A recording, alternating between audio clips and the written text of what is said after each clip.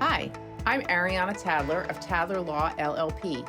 I'm a lawyer, an entrepreneur, a mother, a mentor, a lifelong learner, and an avid advocate for women and minority issues.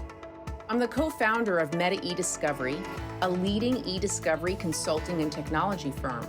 In 2019, I founded my own law firm focusing on representing consumers, investors, and businesses in complex and class action litigation nationwide. Tadler Law has partnered with Tech Up for Women to bring you the Corner Office, dedicated to all things important to women entrepreneurs and other professionals alike. We invite you to join us in the conversation. We're joined by Emory Parker of Blue Slate Films. Emory, how are you? I'm good. How are you doing? I'm great. Thanks for joining me today. I think it's so exciting to have younger people who are really creating lots of unique and innovative solutions and using technology in a variety of ways. And in your case, you're using it in the film industry, the entertainment industry. You're so talented, and I've had the benefit of really watching your career blossom ever since you graduated from NYU in 2017. I'd love to hear, what was that experience like and what prompted you to go into the business that you've chosen to pursue? I've always had an interest in all aspects of the arts. I was a very artistic child. I did the plays in high school, as you know.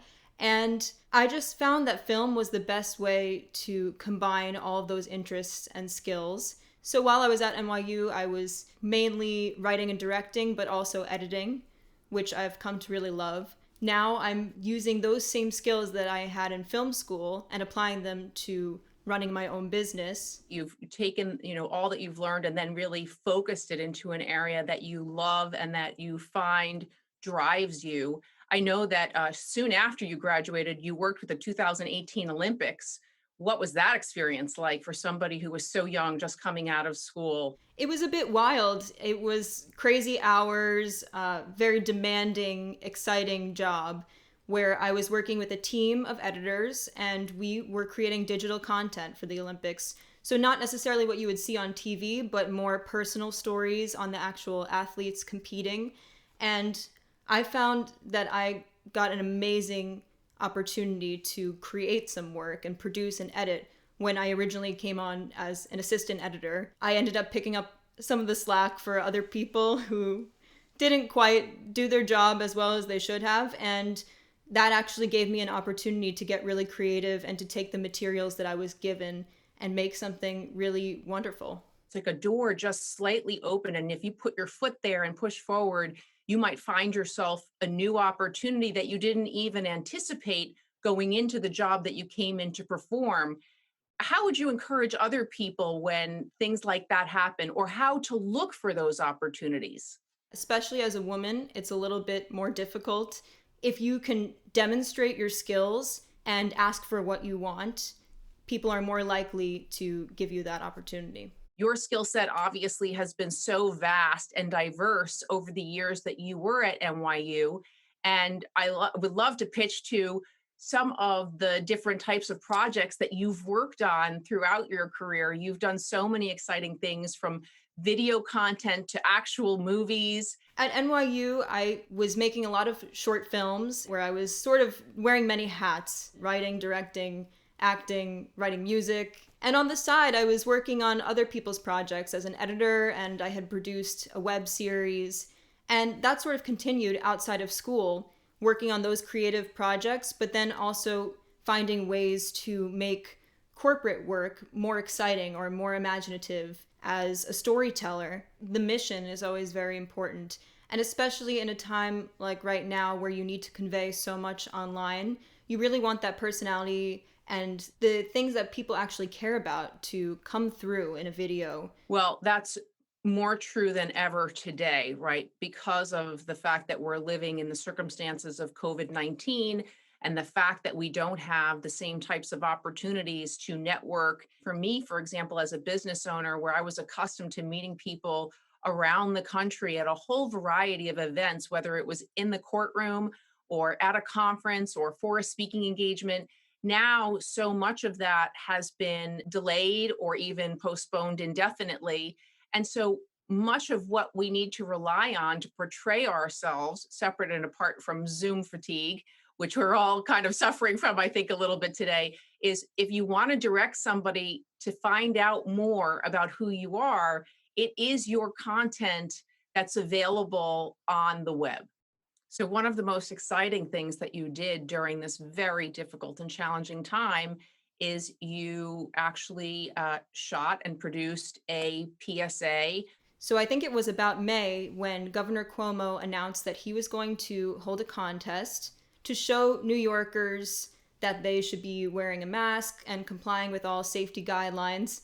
But they wanted to do it in a fun way where it would get everybody involved and be very engaging and exciting as opposed to just telling people to wear a mask. I saw this contest just scrolling through Instagram and I said to my partner Natalia, we have to do this. I thought it would be a great exercise for us to just get back in there and do what we love.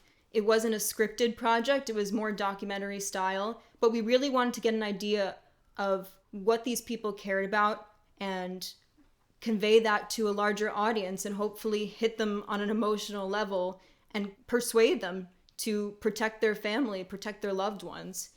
But I think it was a great opportunity for us as a small business to have our name out there and to reach so many people. We actually didn't know that we were finalists. We didn't get a notification about it. And all of a sudden, everyone started texting us, calling us, and saying, I'm seeing your PSA on Cuomo's briefing right now. You have to check it out. And that's how we found out we were finalists.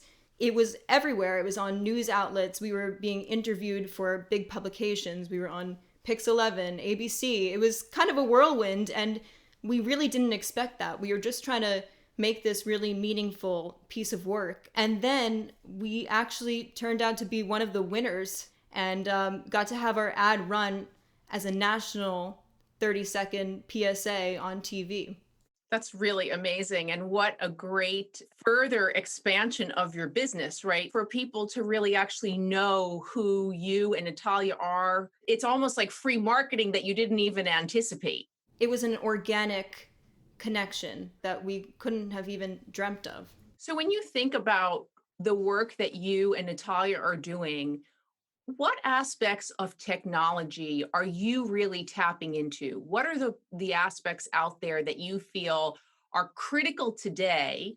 And then, even more significantly, what can we look towards for the future? What should we be investing in when you think about the types of corporate and business clients that you've now been serving? Our work is highly dependent on technology. We try to stay up to date with everything, with cameras, with lighting equipment, with sound equipment, with software. It's also very important for us to maintain a really great relationship and connection with our clients and anybody who we're collaborating with. So we've used Zoom, we've used several different platforms to stay in touch. For example, there was a shoot that we did for Condé Nast, and Natalia was the sole cinematographer, sound recordist, director, the only person on set representing this project because of safety regulations. Everything else was conducted through Zoom. So I think we really have had to adapt to this new lifestyle and find ways to still make it fun and creative and personable. One of the things that I have found, and I mentioned Zoom fatigue before, is that obviously the way in which we connect using technology and collaborative tools is quite different from when we're together in person. You know, you want to make sure you're not talking over another person. On the other hand, if you really have something to say and you really want to lean in and be heard, sometimes you have to perhaps be a little bit more pushy than you might otherwise have felt you had to be, because there was more of a sense being together in the same physical space. I wonder how things will feel when we do go back. In the months leading up to COVID, I was going to have meetings with people, going for coffee every week pretty much in the city.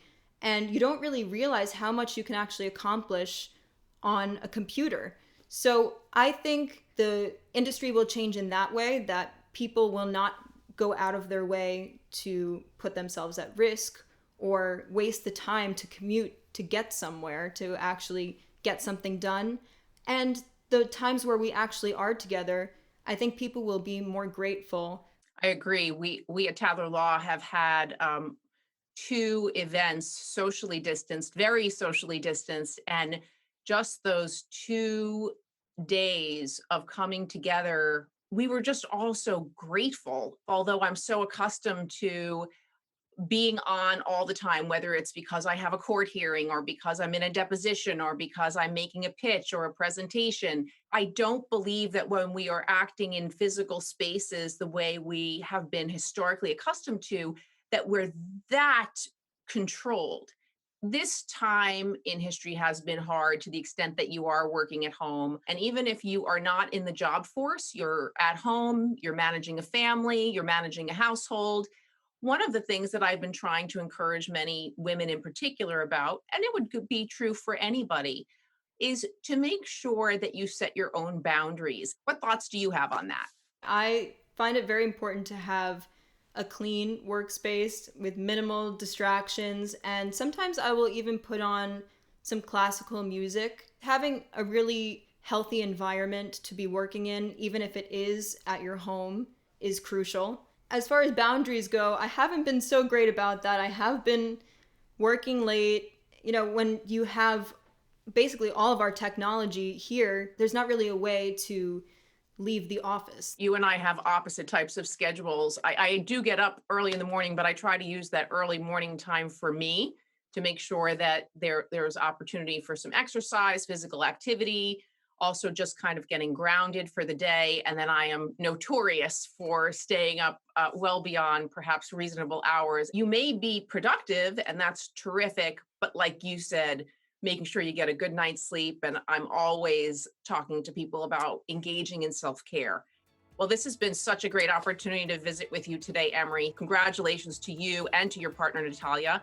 And I look forward to seeing you all next time. Thank you so much. If you'd like to hear more interesting conversations like the one we heard today, I hope you'll follow us and subscribe in the future. We really look forward to connecting with you again.